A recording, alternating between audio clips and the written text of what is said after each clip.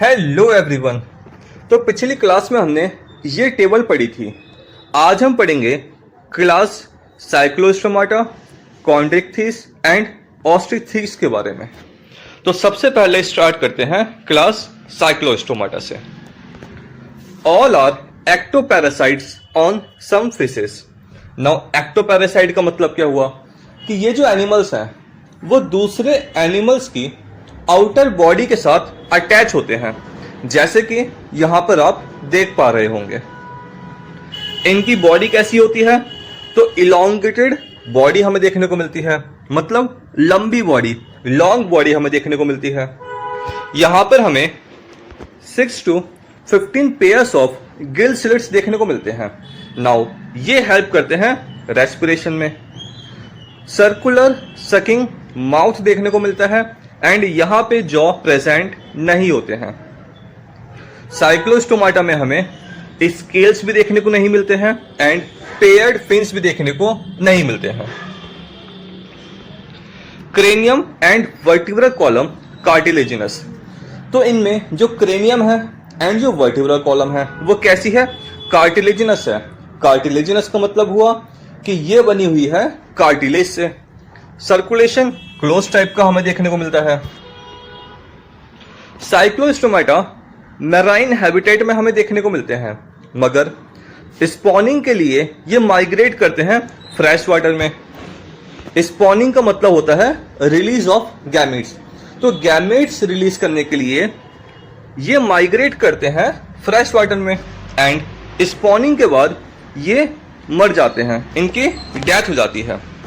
Now इनके जो larva हैं आफ्टर मेटामॉर्फोसिस ये रिटर्न कर जाते हैं ओशियन में।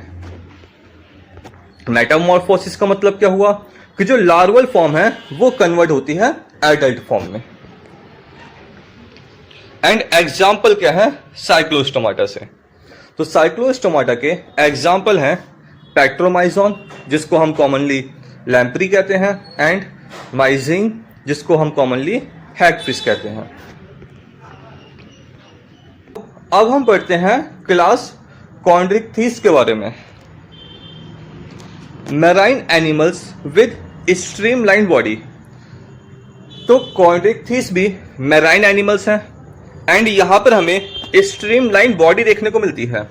स्ट्रीमलाइन बॉडी का मतलब हुआ कि एंड से पॉइंटेड है ऐसे एंड बीच में ब्रॉड होती है। तो यहां पर हमें स्ट्रीमलाइन बॉडी देखने को मिलती है। एंडोस्केलेटन कैसा है इनका? कार्टिलेजिनस, मतलब कार्टिलेज से बना है। माउथ वेंट्रल पोजीशन पर है, जैसे कि यहां पर आपको डायग्राम दिखा रखा गया है। तो यहां पे माउथ कैसा है? वेंट्रल पोजीशन में है, मतलब नीचे की साइड में है। ये आप देख पा रहे हो, माउथ का है नीचे की साइड में है। Notochord persistent through out life, मतलब जो नोटोकॉर्ड है वो पूरी जिंदगी भर प्रेजेंट रहती है एनिमल की बॉडी में। रेस्पिरेशन के लिए यहां पे प्रेजेंट है gill slit. Gill slits separate without operculum. Operculum का मतलब होता है गिल कवर। देखो जैसे कि यहां पर आप देख पा रहे होगे गिल स्लिट।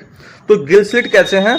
सेपरेट होते हैं, मतलब ये कनेक्टेड नहीं है एक दूसरे से। एंड एक स्ट्रक्चर होता है जिसको हम कहते हैं ओपर्कुलम, या फिर कॉमनली हम कहते हैं इनको गिल कवर, जो कि कवर करता है गिल्स को। तो यहां पे ऐसा कोई स्ट्रक्चर हमें दिखाई नहीं देता है, तो इसीलिए जो गिल स्लिट है वो हमें इजीली विजिबल होते हैं। Skin tough with minute placoid scales.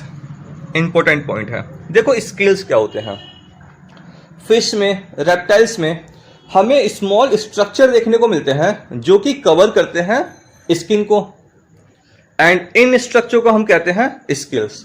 Now अलग अलग फिश में अलग अलग टाइप के हमें स्केल्स देखने को मिलते हैं, जैसे कि कॉन्ड्रिक्थिस में हमें प्लेकोइड स्केल्स देखने को मिलते हैं। जब हम ऑस्ट्रिक्थिस के बारे में पढ़ेंगे तो हम पढ़ेंगे कि वहां पर हमें साइक्लॉइड स्केल्स देखने को मिलते हैं। तो स्केल्स भी अलग अलग टाइप के होते हैं। नाउ ये जो प्लेकोइड स्केल्स हैं ये कैसे हैं? स्मॉल हैं एंड हार्ड होते हैं। Teeth are modified placoid scales backwardly directed. Now इनके जो टीथ हैं वो क्या है, मॉडिफाइड प्लेकोइड स्केल्स हैं एंड बैकवर्डली डायरेक्टेड होते हैं। जैसे कि अगर ये इनका मुंह है,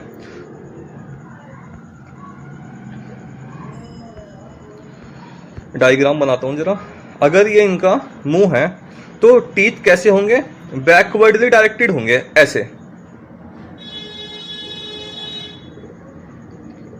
ताकि जब ये शिकार को पकड़ते हैं ना तो शिकार जो है वो वापस बाहर ना जा सके।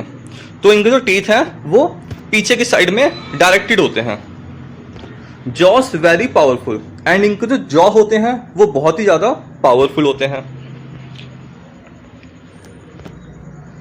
ये होते हैं प्रीडेशियस एनिमल्स, ऐसे एनिमल्स जो दूसरों का शिकार करते हैं, दूसरों को हंट करते हैं। तो इसीलिए जो हमने देखा कि यहाँ पे जो इनके जॉज हैं वो पावरफुल हैं, टीथ इनके बैकवर्डली डायरेक्टेड हैं, तो ये सब इनको हेल्प करते हैं शिकार करने में। नो एयर ब्लैडर, यहाँ पे एयर ब्लैडर प्रेजेंट नहीं होता है। एयर ब्लैडर को हम स्विम ब्लैडर भी कहते हैं एंड ये हेल्प करता है बायंसी मेंटेन करने में।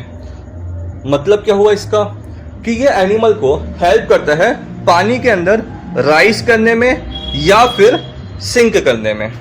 तो यहाँ पे एयर ब्लैडर प्रेजेंट नहीं होते हैं, तो इसीलिए इनको कंटिन्यूअसली स्विम करना पड़ता है ताकि ये सिंक ना कर जाएं। सर्कुलेटरी सिस्टम, हार्ट 2 चेंबर है, तो यहाँ पे हार्ट प्रेजेंट है एंड हार्ट कैसा है, 2 चेंबर है, एक ऑरिकल एंड एक वेंट्रिकल। कुछ एनिमल्स में हमें स्पेशल ऑर्गन्स भी देखने को मिलते हैं कॉन्ड्रिक्थिस के अंदर, जैसे कि टॉरपेडो में हमें इलेक्ट्रिक ऑर्गन देखने को मिलता है।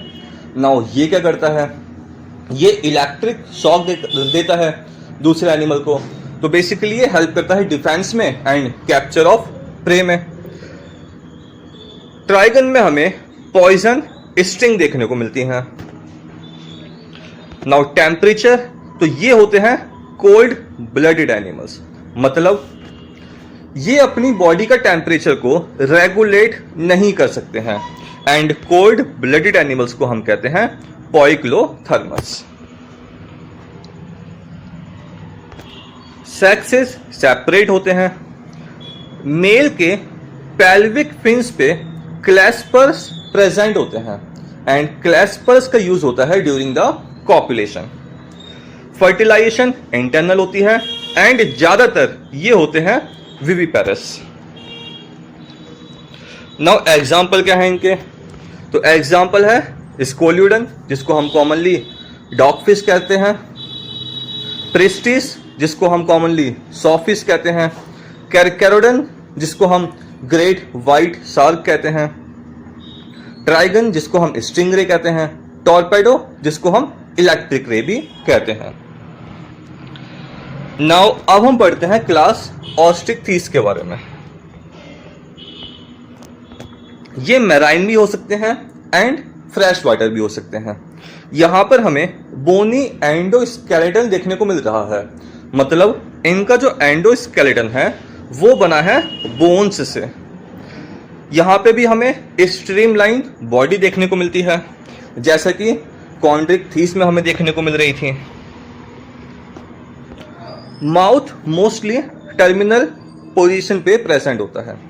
टर्मिनल पोजीशन का मतलब क्या हुआ, टिप पे प्रेजेंट है। देख रहे हो आप यहाँ पे डायग्राम में दिखा रखा है, माउथ कहाँ पे प्रेजेंट है, टिप पे प्रेजेंट है। 4 pairs of gills covered by operculum, तो 4 पेयर्स ऑफ गिल्स हमें देखने को मिलते हैं एंड ये कवर होते हैं by the operculum. Covered with cycloid और टेनॉइड स्केल्स, तो इनकी जो स्किन है वो कवर होती है साइक्लॉइड या फिर टेनॉइड स्केल से।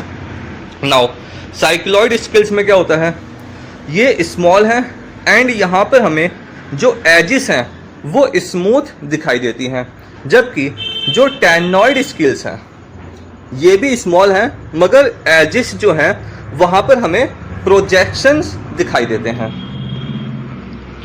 एयर ब्लैडर प्रेजेंट, यहां पर एयर ब्लैडर प्रेजेंट होता है जो कि रेगुलेट करता है बायंसी को। हार्ट 2 चेंबर है, एक ऑरिकल एंड एक वेंट्रिकल, जैसा कि कॉन्ड्रिक्थिस में था। कोल्ड ब्लडेड एनिमल्स ये भी होते हैं, जैसे कि कॉन्ड्रिक्थिस में हमें देखने को मिलता है। Sexes separate, fertilisation usually external हमें दिखाई देती है, ज्यादातर ये ओविपेरस होते हैं एंड डायरेक्ट डेवलपमेंट हमें दिखाई देती है, मतलब लार्वल स्टेज यहां पे प्रेजेंट नहीं है। नाउ इसके एग्जाम्पल क्या हैं? तो सबसे पहले है ऐसे ऑस्ट्रिक्थिस जो हमें मैराइन हैबिटेट में देखने को मिलते हैं। तो इनके एग्जाम्पल हो गए एक्सोसीटस जिसको हम फ्लाइंग फिश भी कहते हैं, हिप्पोकैम्पस जिसको हम सी हॉर्स भी कहते हैं। नाउ फ्रेश वाटर ऑस्ट्रिक्थिस कौन से हैं? तो लेवियो जिसको हम कॉमनली रोहू कहते हैं, कैटला जिसको हम कॉमनली कैटला ही इसका नाम है, क्लैरियस जिसको हम कॉमनली मगर कहते हैं। नाउ एक्वेरियम में भी हमें कुछ ऑस्ट्रिक्थिस देखने को मिलती हैं। नाउ एक्वेरियम में इनका यूज होता है क्योंकि ये कलरफुल हैं, ब्यूटीफुल होते हैं, जैसे कि बेटा जिसको हम फाइटिंग फिश कहते हैं एंड टेरोफिलम जिसको हम एंजल फिश भी कहते हैं। तो आज की वीडियो में इतना ही है। अगर आपको वीडियो पसंद आया हो तो प्लीज चैनल को सब्सक्राइब करें एंड वीडियो को लाइक करें। Thank you.